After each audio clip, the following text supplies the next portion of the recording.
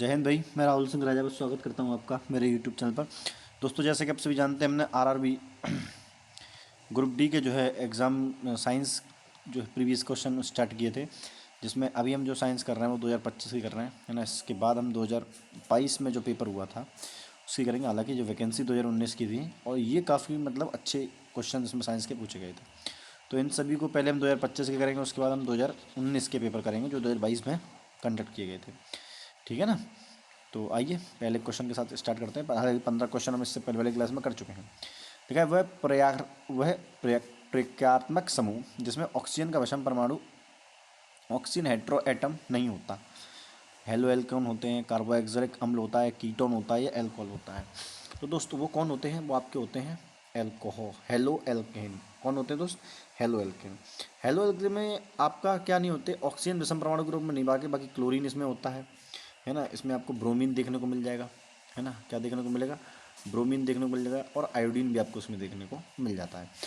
Carboxylic अम्ल क्या होता है? तो कार्बोक्सिलिक अम्ल जैसे इसका जो जो विषम परमाणु है ना, जो ओ जैसे प्रक्रियात्मक समूह जो बोल रहे हैं, तो इसका ये कैसे, इसका क्या है? COOH formula. कीटोन की हम बात करूँ तो कीटोन जैसे CO होता है, इस प्रकार से, है ना।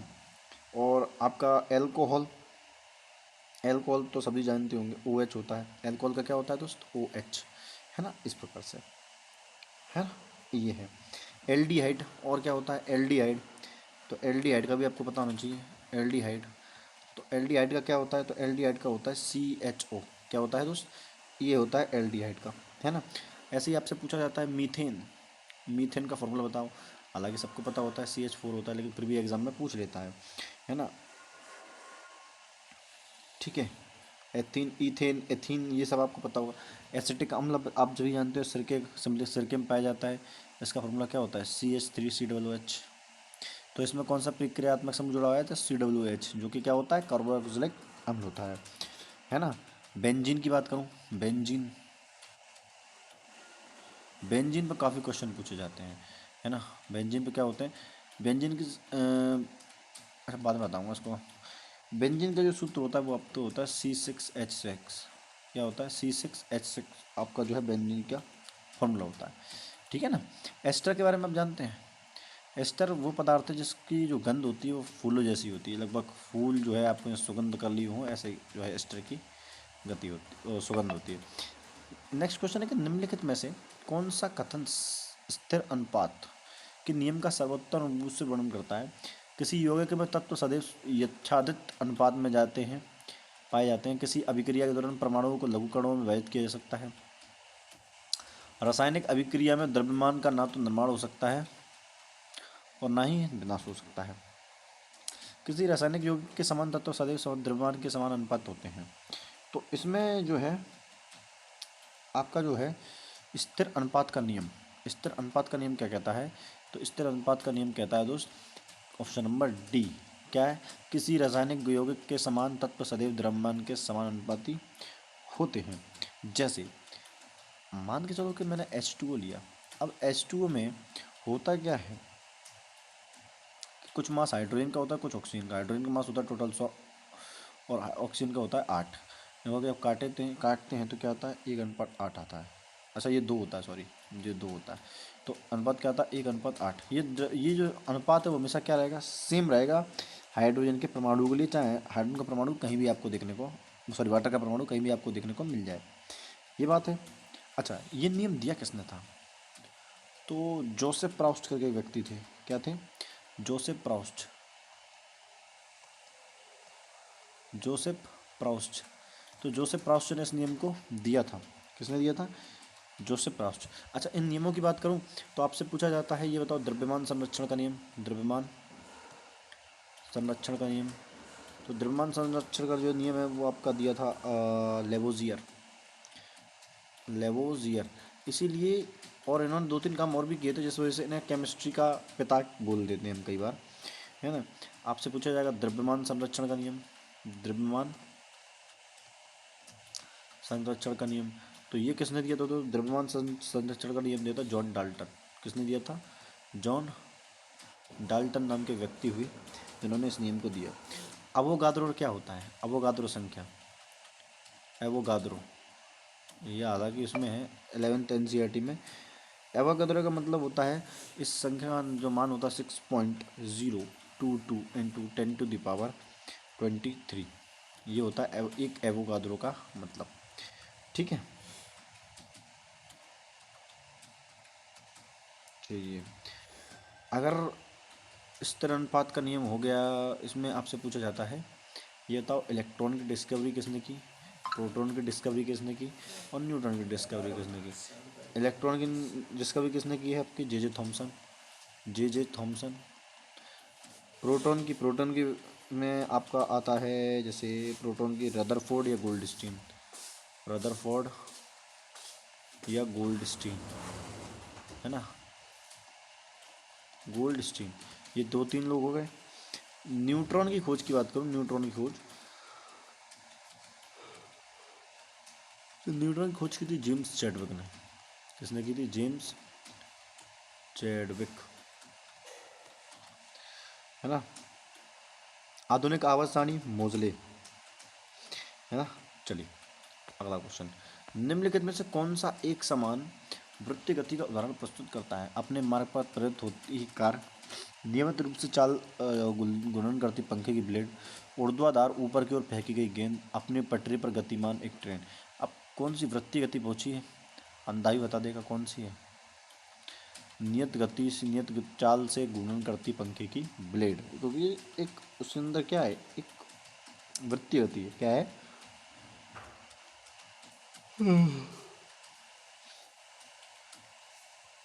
अब वृत्तीय गति में होता क्या है कि वृत्तीय गति में चाल स्थिर हो जाए, मतलब अगर स्पीड भी कांस्टेंट भी कर दें, एक जैसे पंखा एक कांस्टेंट स्पीड चलता है एक समय बाद, एक टाइम पे, है ना, एक लिमिट सेट करने के बाद कांस्टेंट स्पीड चलेगा।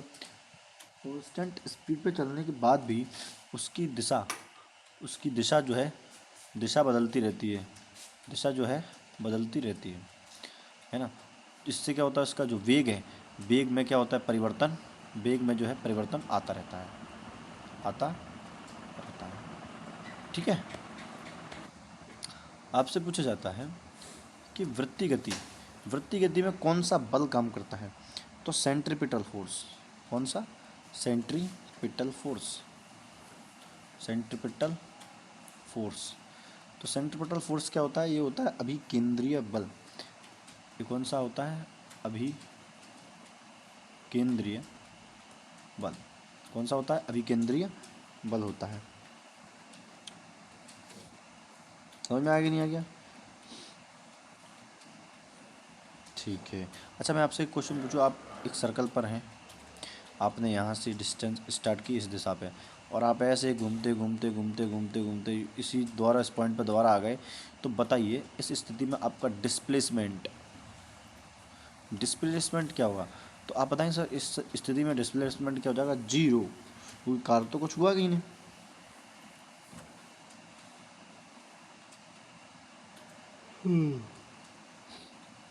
चलिए अगला क्वेश्चन, निम्नलिखित में कौन सा पादप ऊतक प्रकाश संश्लेषण करता है। द्रोणोतक, जाइलम, हरित लवक या पोषवाक। सबको पता है इसका आंसर क्या होने वाला है, हरित लवक, निक्लोरेन कायमा। कौन करता है दोस्त, क्लोरिन कायमा करता है। अच्छा ये किसका एक टाइप है, तो आप बोलेंगे पेरन कायमा का। पेरन कायमा का यही क्या है, ये पेरन कायमा का एक क्या है, टाइप है। अच्छा इसी के अंदर क्या पाया जाता है, आपका क्लोरोफिल पाया जाता है। क्या पाया जाता है, क्लोरो, किसके अंदर, आपका क्लोरीन गामा के अंदर क्लोरोफिल पाया जाता है। क्या पाया जाता है दोस्त, क्लोरोफिल पाया जाता है। ठीक है। अच्छा आपने इसके कुछ ऊतक सुने होंगे, पेड़ पौधों के कुछ ऊतक होते हैं, जैसे जाइलम। जाइलम का काम होता है पूरे शरीर में वाटर का सप्लाई करना, है ना, वाटर मैनेजमेंट देखने का। एक होता है फ्लोएम, क्या होता है, फ्लोएम। फ्लोएम का काम होता है दोस्त फूड का ट्रांसफ़र करना, फा से फल, फा से फूड, और जा से जल, जा से जाइलम, ऐसे करके याद कर लेंगे। अच्छा पौधों में लचीलापन, पौधों में लचीलापन, पौधों में जो लचीलापन आता है वो किसकी वजह से आता है, तो बोलता है स्क्लेरन कायमा की, सॉरी कॉलन कायमा, किसकी वजह से, कॉलन कायमा, स्क्लेरन कायमा बताया मैंने, ये क्या स्क्लेरन कायमा नहीं बताया, कहाँ बताया है स्क्लेरन कायमा। अब स्क्लेरन कायमा का क्या क्या काम होता है, तो ये होता है जैसे ये नारियल का रेशा देखा है आपने, नारियल का रेशा, ये उस टाइप का आपको दिखाई देगा। ठीक है, आपसे पूछा जाता है क्लोरोफिल के अंदर कौन सी धातु होती है, बताएंगे सर मैग्नीशियम धातु होती है। क्या होता है, मैग्नीशियम धातु होती है।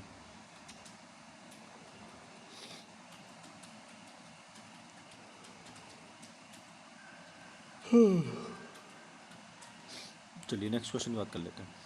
एक कुंडली का प्रतिरोध 44 ओम है, 44 ओम। यदि इसे 220 वोल्ट की पूर्ति से जोड़ा जाए तो कुंडली की शपथ की गई शक्ति कितनी है। तो देखो फॉर्मूला लगाओ सीधा, P बराबर होता है V² अपॉन R। क्या होता है V²/R, तो अगर 220 इंटू 220 बटे 44, क्या होता है 44, 22 से कम 22, 22 दूनी 44, 2 से इसको काटेंगे फिर से 2 एकम 2, 110, तो 11 क्या, बहुत सारे जी लगाएंगे, क्या 1100 वाट, क्या आएगा दोस्त 1100 वाट। ठीक है,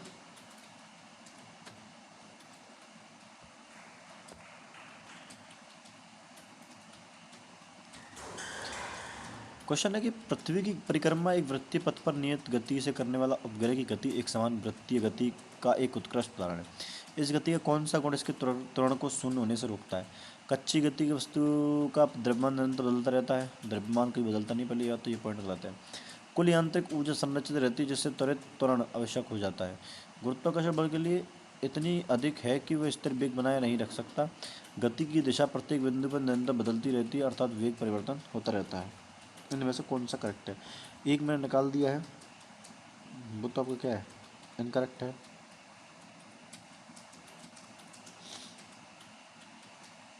तो इसमें जो आपका ऑप्शन है, ऑप्शन नंबर सही CD बिल्कुल सही होगा कि गति की दिशा प्रत्येक बिंदु पर निरंतर बदलती रहती है, अर्थात वेग परिवर्तन होता रहता है। क्या होता रहता है,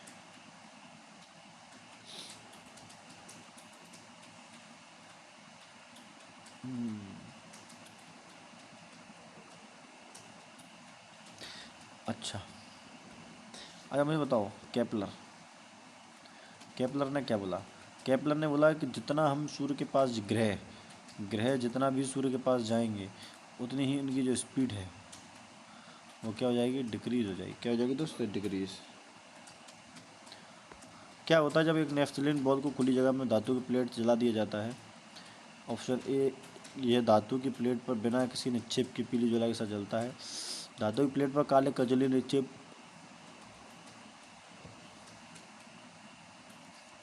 के साथ नीली ज्वाला के साथ जलता है, यह नीली ज्वाला के साथ जलता है। एक सेकंड रुकेंगे, ठीक है। आप देखें इसमें क्या होगा, ऑप्शन नंबर डी, धातु की प्लेट पर काले कजली निक्षेप के साथ पीली ज्वाला के साथ जलता है। मतलब धातु की प्लेट पर काले कलर की कजली छोड़ जाए, मतलब राख जैसी साथ, ये क्या है निक्षेप, निक्षेप जो एक्स्ट्रा चीज़ें बन जाती है किसी रिएक्शन में, उसे निक्षेप बोलते हैं। ठीक है, अच्छा नेप्थलीन है क्या, ये आपका एक असंतृप्त कार्बन है। कैसा है, असंतृप्त कार्बन है नेप्थलीन आपका। ठीक है, अच्छा आपसे ये पूछा जाता है, ये बताओ, अब देखो नेफ्थलीन की गोलियाँ क्या थी, सीधे ठोस से कहाँ गैस में चली गई, कहाँ चली गई, ठोस से सीधे किस में उड़ गई, वो गैस में, गैस बन के उड़ गई ना भाई। तो इस प्रक्रिया क्या कहते हैं, इसको बोलते हैं ऊर्ध्वपातन। क्या बोलते हैं, ऊर्ध्वपातन,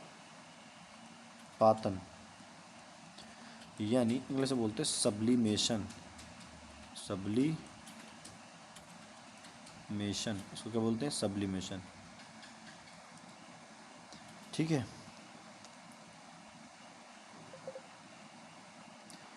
इसको हम बोलते हैं सब्लिमेशन।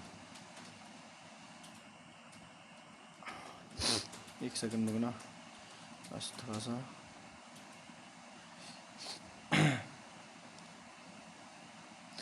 चलिए, देखा मोमबत्ती का जलना भौतिक एवं रासायनिक दोनों परिवर्तन होता है, इस बात को हमेशा याद रखना।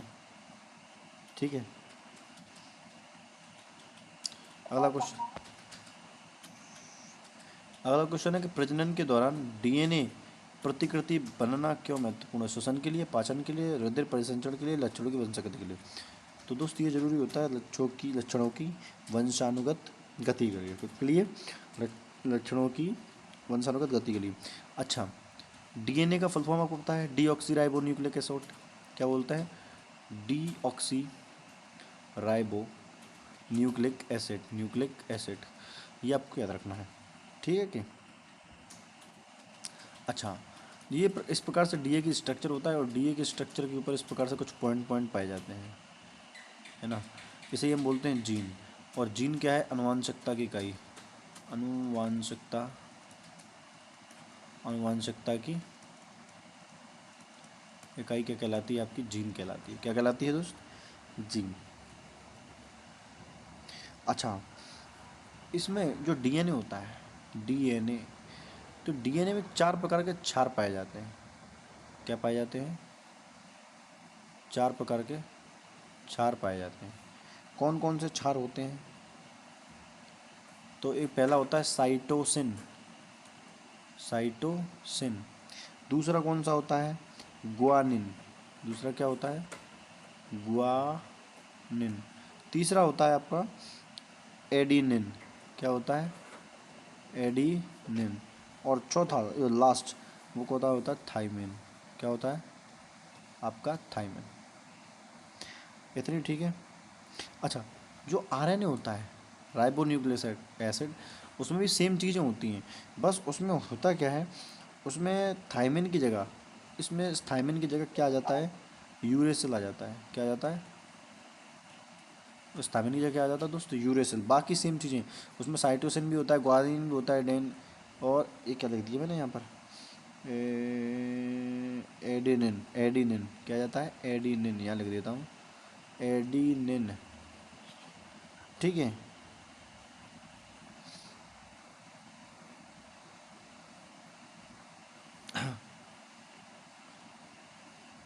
चलिए 2 क्वेश्चन और देख लेते हैं जल्दी जल्दी। देखा, निम्नलिखित में से कौन सा विकल्प मछली संवर्धन, कल्टरी फिश शब्द का सर्वोच्च से वर्णन? कृत्रिम संसाधनों से मछलियाँ पकड़ना, समुद्र जल से मछलियाँ पकड़ना, मछलियों का पालन करना, प्राकृतिक संसाधनों से मछलियाँ पकड़ना। तो दोस्तों उसका होता है ऑप्शन नंबर सी। क्या होता है?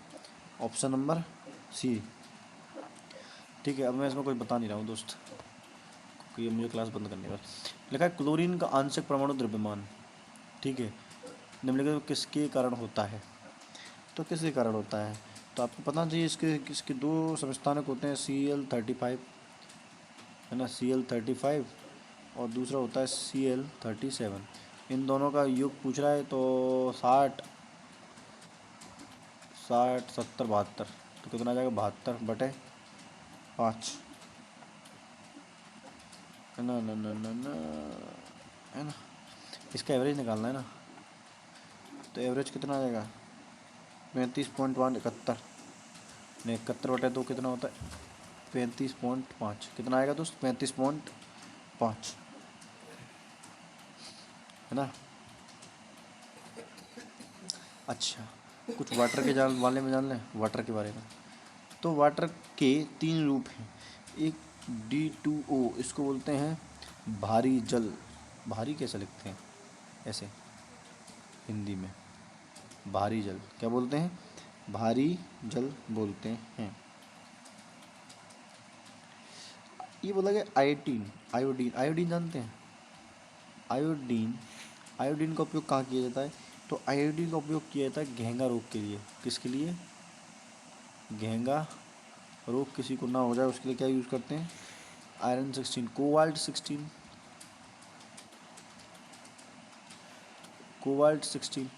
तो कोबाल्ट 60 का प्रयोग क्या होता है? ये कैंसर के उपचार में प्रयोग किया था। कोबाल्ट 60 का उपयोग किसमें किया था? कैंसर के उपचार में। ठीक है। ऐसे ही कार्बन C14, ये तो आपको पता है कार्बन डेटिंग के लिए यूज़ की जाती है। इसको छोड़ो, कार्बन C14 इसको बोलते हैं कार्बन डेटिंग। अच्छा, आंसर तो बताया ही नहीं अभी तक। आंसर ऑप्शन नंबर ठीक है, समस्थानिक की उपस्थिति। क्या है? समस्थानिक की उपस्थिति। ठीक है। अगला है यूरेनियम। यूरेनियम 235। यूरेनियम 35 का यूज किया था परमाणु रिएक्टर में। परमाणु रिएक्टर में किसका आपका जो किसी भी बीमारी में जो होता है कैंसर वाले, कैंसर जैसे। ठीक है दोस्तों, आज के लिए इतना पेपर रखते हैं। ये पहली फर्स्ट शिफ्ट, जो फर्स्ट शिफ्ट है आपकी ना, मैंने करवा दी है। ठीक है, चलिए धन्यवाद।